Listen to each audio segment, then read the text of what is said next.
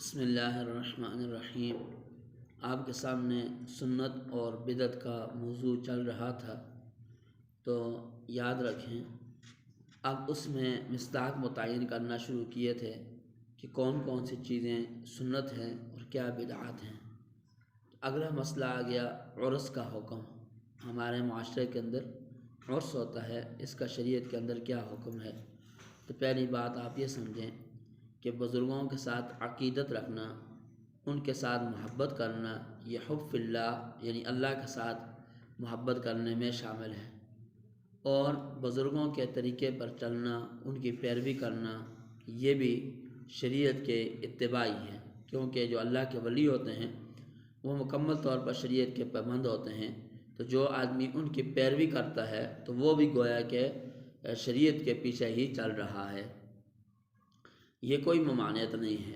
اسی طرح بزرگوں کی قبروں پر جا کر دعا کرنا، فاتحہ پڑھنا، یہ سب چیزیں، سلام کرنا، یہ ساری چیزیں شریعت میں ثابت ہیں اور درست ہیں۔ اب اگلی بات یہ ہے، سال میں کوئی ایک دن یا مہینے میں کوئی ایک دن خاص کر کے وہاں جانا، اس کا کیا حکم ہے؟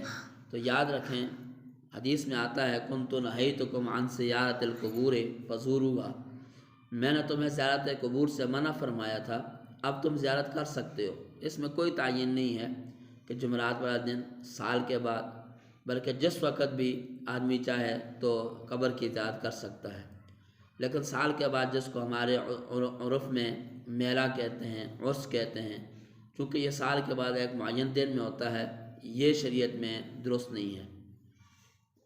جیسا کہ حدیث میں آیا، اللہ کے نبی سرکار دو جہاں سے فرمایا لا تجعلوا قبری عیدا، تم میری قبر کو عید مت بناؤ۔ صاحب مرقات ملا لکائی رحمۃ اللہ علیہ فرماتے ہیں کہ جس طرح عید پر لوگ جمع ہوتے ہیں تو اس طرح اللہ کے نبی نے فرمایا کہ میری قبر پر جمع نہ ہونا۔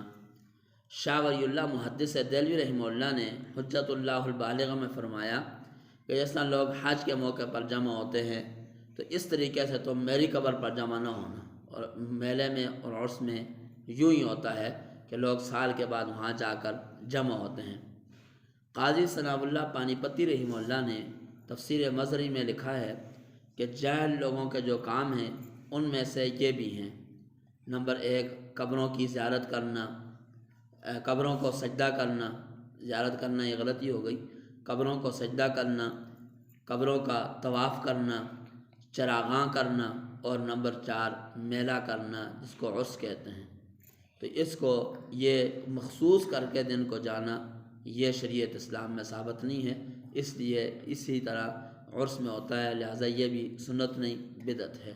اللہ پاک ہم سب کو سمجھنے کی، اس پر عمل کرنے کی توفیق عطا فرمائے۔